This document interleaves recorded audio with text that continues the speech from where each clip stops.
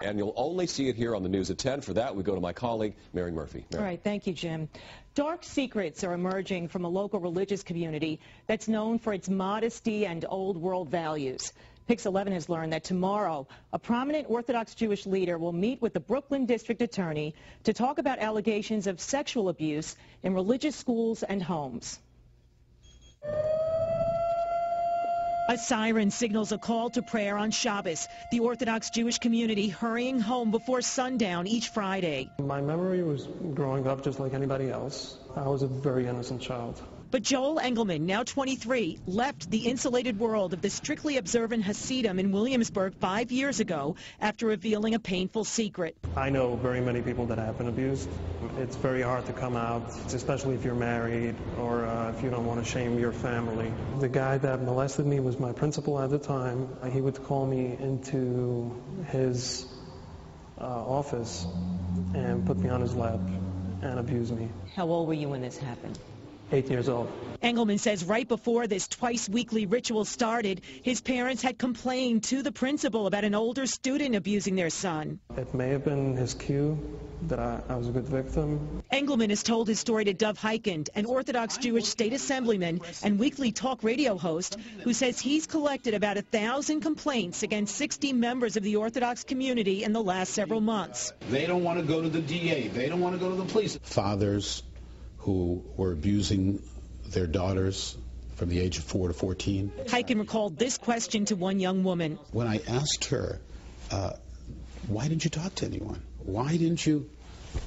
She said to me, I didn't know it was wrong. Sexual abuse in the Orthodox community only rarely becomes a police case. One of the most sensational involves Rabbi Avraham Mondrowitz, a former youth counselor seized in Jerusalem last year, more than 20 years after he fled felony sodomy charges in Brooklyn.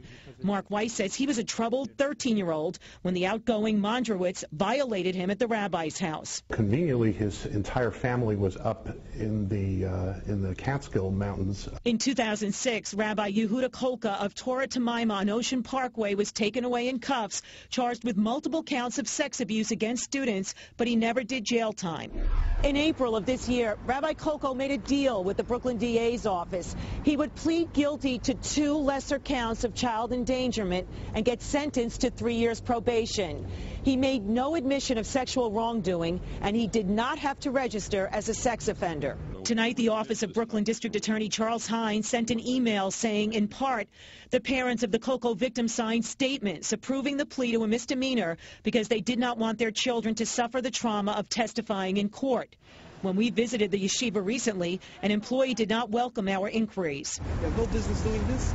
This thing was thrown out of court. This is a smear campaign. Professor Marcy Hamilton of Cardozo Law School, who wrote a recent book on abused children, believes the politically powerful Orthodox community is reluctant to confront a pervasive problem that the Catholic Church was forced to deal with back in 2002 during its own priest sex abuse scandal. Insular religious communities are even more unlikely to bring in the authorities and therefore more unlikely to stop the vicious cycle of abuse. This afternoon, Rabbi David Niederman from the United Jewish Organization of Williamsburg agreed to speak with us and defended the yeshivas. When something happens, they're alerted to something, they act.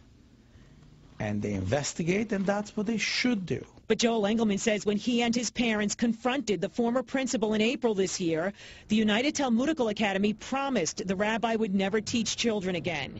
Yet soon after Engelman's 23rd birthday, when the statute of limitations for filing a criminal complaint was up, Engelman says he videotaped the rabbi teaching young children at a Satmar camp upstate. You don't have to be penetrated and raped to have effects for the rest of your life. Sleeping at night, relationships with other people. Mark Weiss says he's not worried at this point about being stigmatized. I have 3 wonderful children, and if someone does not want to marry them because of something that happened to their father when he was 13 years old, or because I'm doing something about it now, then frankly I don't want them in my families.